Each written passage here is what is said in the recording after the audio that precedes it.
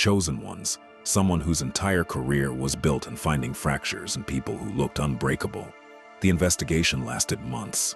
They traced your past like archaeologists, hunting for ruins, school records, old friendships, private conversations, moments when you struggled, seasons when you almost gave up, every fear you ever whispered to yourself in the dark. They expected to find betrayal, a hidden vice, a moral crack they could widen into a collapse. But instead, the file told a different story. Again and again, the same pattern appeared. When you were hurt, you didn't retaliate. When you were tempted, you chose restraint. When you were given power, you didn't abuse it.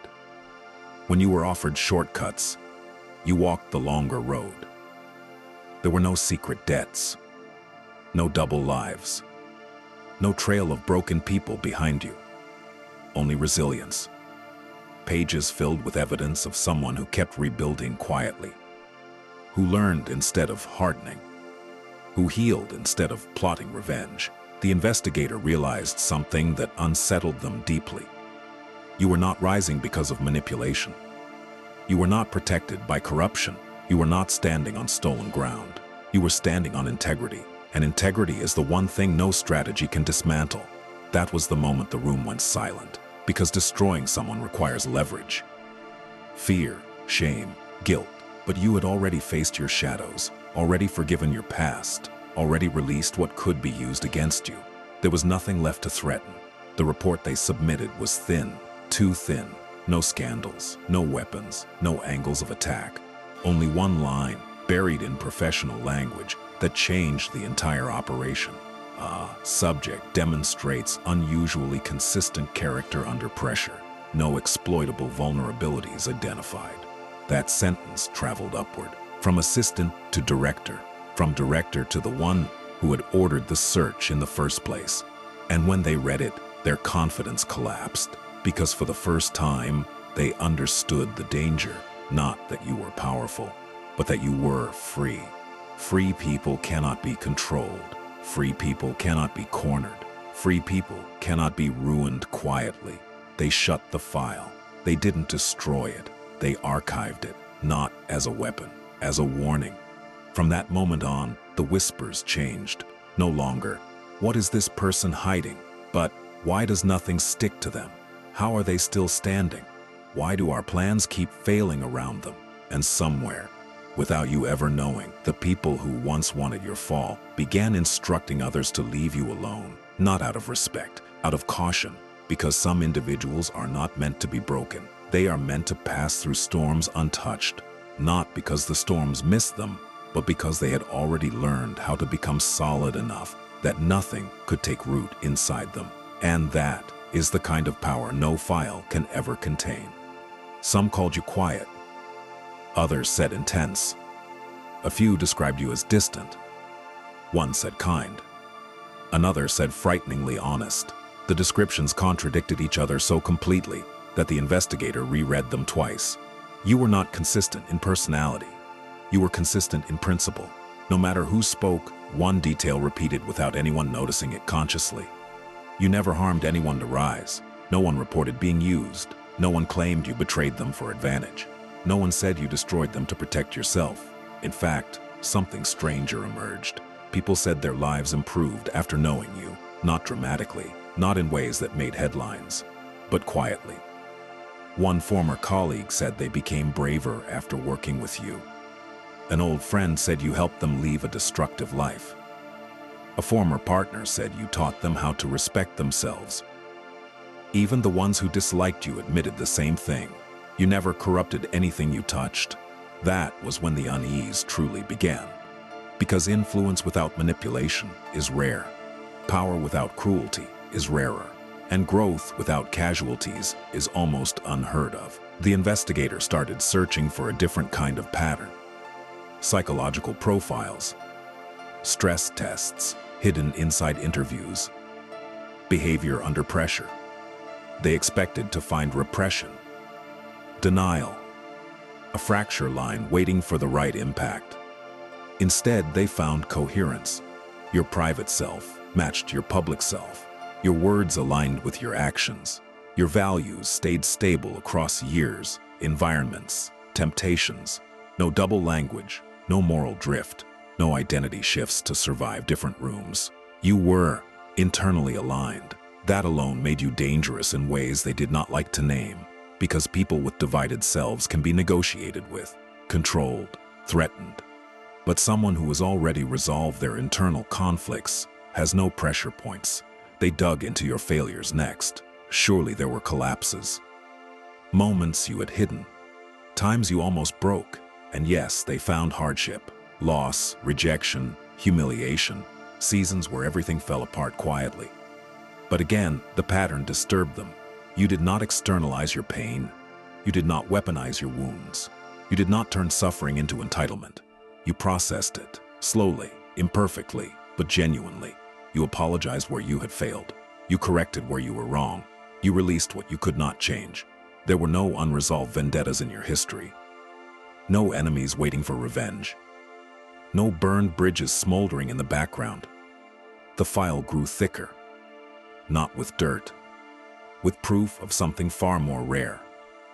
Character that had been tested and refined rather than eroded. At this point, the investigators stopped working mechanically. They started working personally. They read your file at night, revisited interviews, cross-checked timelines that didn't need checking. Not to destroy you anymore, but to understand you, because a quiet realization had begun forming. People like you do not rise accidentally. They rise because they cannot be bent, not by fear, not by temptation, not by praise, not by isolation. And systems built on control are deeply unsettled by individuals they cannot rewrite. The final section of the report was never supposed to exist, an unofficial note. Not requested, not required, but the investigator wrote it anyway. Subject shows high internal integration, moral resilience, and low susceptibility to coercion, blackmail, or narrative distortion. Attempts to destabilize reputation, likely ineffective, and may backfire by strengthening public trust. In simpler language, left unsent, but very much understood. This person is unbreakable without destroying yourself in the process. When the file was finally closed, no one celebrated, no one smiled, because they had not found a target. They had found a mirror, and mirrors make people confront the parts of themselves they spent their lives avoiding.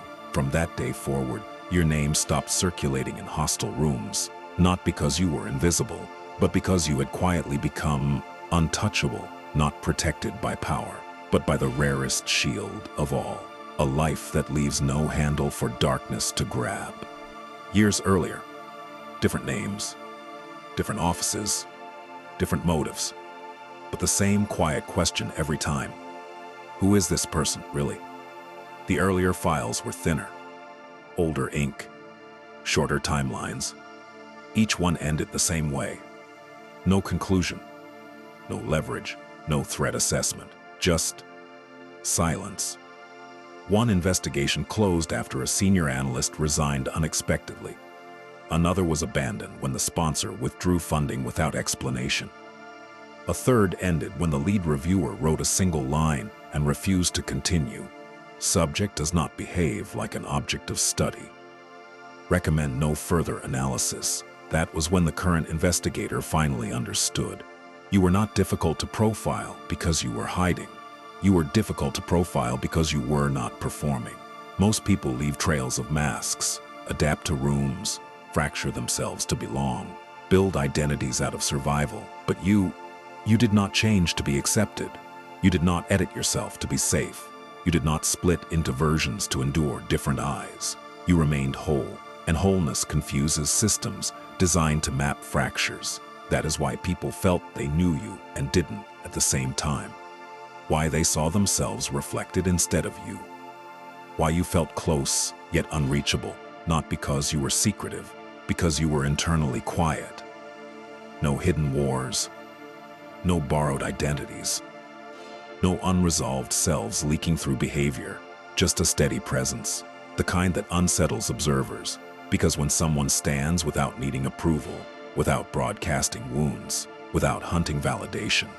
They become a blind spot in every model built on prediction. The final realization arrived gently, but it changed everything. You were not being protected. You were simply not governable by narrative. Not hero, not villain, not victim, not threat, just sovereign. And sovereign beings are not studied for long. They are left alone, not out of fear, but because there is nothing useful to extract from someone who already owns themselves. You knew, not in a dramatic, cinematic way. There were no sudden glances at hidden cameras, no confrontations, no visible tension, just small, almost invisible adaptations.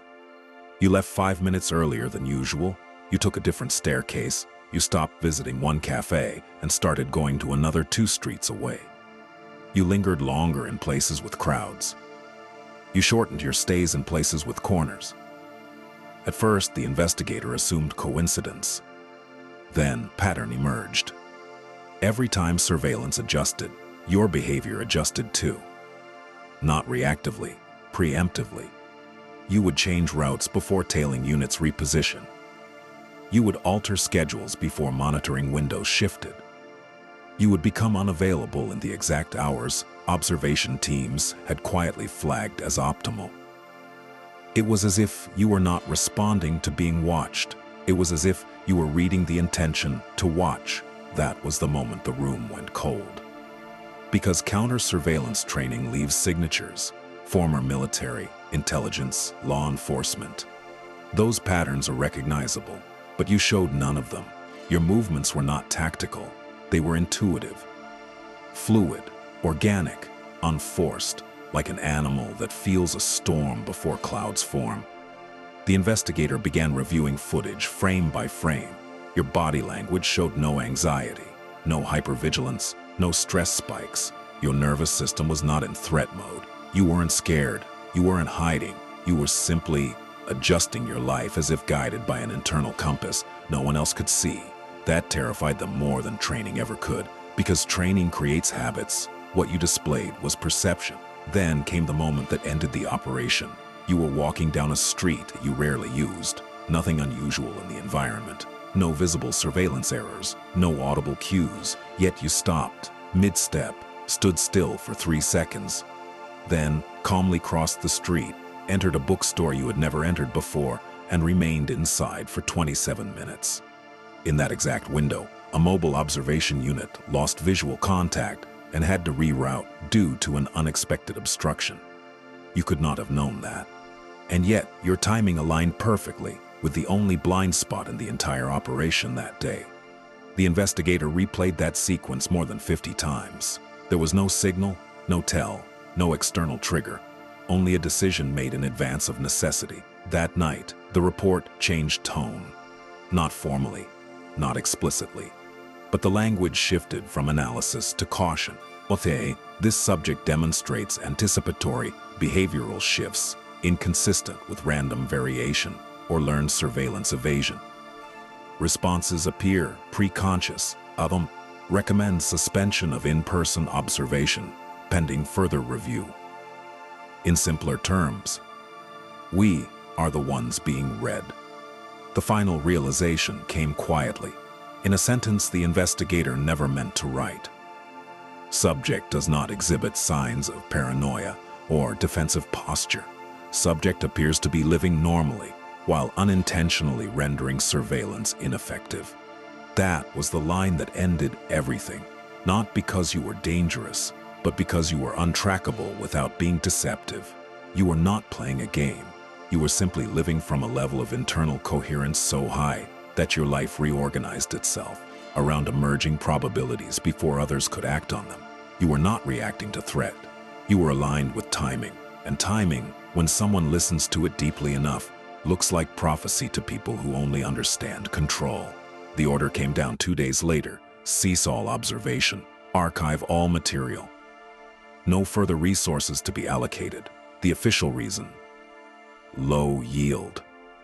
No actionable intelligence. The real reason, spoken only once in a closed room: we don't have jurisdiction over whatever this is. And from that moment on, the only people still watching you were the ones who didn't realize anymore that you had already walked past the edge of every system designed to watch it all. And that was the detail that ended all remaining ambition in the room, because every system they had ever built relied on one principle. Everyone wants something: status, security, love, recognition, belonging, survival. Those wants create gravity. Gravity creates orbits. Orbits create control. But your file showed something unprecedented. You did not organize your life around acquisition. You organized it around sovereignty. Your relationships were chosen, not clung to. Your work was engaged, not depended on. Your identity was rooted, not negotiated. You could lose comfort and remain yourself, lose approval and remain steady, lose position and remain intact. There was nothing to tighten, no thread to pull, no pressure point that would not simply release. The analyst who wrote the last margin note understood the implication immediately. Subject cannot be destabilized without destabilizing the environment itself. In other words, any attempt to corner you would only expose the system. Any attempt to threaten you would reveal the hand. Any attempt to frame you would collapse under the weight of consistency you had lived for years. You were not insulated by secrecy. You were insulated by alignment. That is why warnings appeared across databases, not because you were powerful, but because people before them had already learned the cost. Investigations that went nowhere, careers that quietly ended, reputations that stalled after pushing too hard in the wrong direction, not by retaliation, by miscalculation. They had mistaken stillness for vulnerability. The final internal memo contained no mysticism, no mythology, no language about destiny or danger, only a clinical sentence that closed the matter permanently. Subject operates outside standard influence frameworks. Further engagement offers no strategic advantage and presents asymmetric reputational risk. Translation: this person cannot be controlled, cannot be used, and cannot be damaged without exposing ourselves. So the file was sealed, not because you were untouchable, but because touching you produced nothing. No leverage, no data, no return. Only the quiet realization that somewhere, in a world built on pressure and compliance, there exists a rare kind of human presence. One that does not resist systems, one that simply does not belong to them. And when systems encounter something they cannot own, predict, or bend, they do the only rational thing left. They step back and pretend they never noticed you at all. And that realization lingered long after the file was locked away, because it did not belong only to that room. It followed the people who had touched your name, into meetings, into decisions, into the quiet moments before sleep. They had encountered something no training had prepared them for. Not defiance, not resistance, not rebellion, but absence of dependence. Every system they knew was built on exchange: power for loyalty, security for silence, access for obedience. But you had quietly removed yourself from every contract without ever announcing it. You did not need approval to exist, did not need protection to stand, did not need validation to remain whole, and that dismantled the oldest machinery in the world. Because manipulation is not force, it is negotiation with fear. And you were no longer negotiating. The final archivist who stamped the seal hesitated before closing the drawer, not because they feared you, but because they had glimpsed a possibility that changed their understanding of power. They realized something unsettling. If one person could live this way, others might learn, and if enough people stopped carrying exploitable weight inside themselves, entire hierarchies would collapse without a single battle. No revolutions, no scandals, no resistance movements, just people quietly becoming unreachable. That is why your file was not marked threat. It was marked anomaly. And anomalies are not attacked. They are avoided. From that day forward, your name was never placed on another list, not because you disappeared, but because you had become irrelevant to every system built on control. You were no longer an asset, no longer a liability, no longer a variable. You were autonomous, and autonomy is the one condition power cannot negotiate with. Somewhere, years later, That investigator would write one last private sentence in a notebook never meant to be found. The most ungovernable people are not the loud ones. They are the ones who no longer need anything from the world. And that is where your story truly ends. Not with enemies defeated, not with systems exposed, not with victory or revenge, but with something far rarer, a human life so internally complete that no external hand could ever find a place to enter. Quiet, unmarked, unowned, and free. And so the file closes. Not because the truth was hidden, but because there was nothing to use in a world built on leverage. The rarest power is a life that offers none, no secrets to trade, no fear to threaten, no self to fracture. And that is why some people are never broken, not protected by influence, but by sovereignty. Quiet, unmarked, unowned. Please like, share, and subscribe to this channel for more. Don't forget to leave a comment.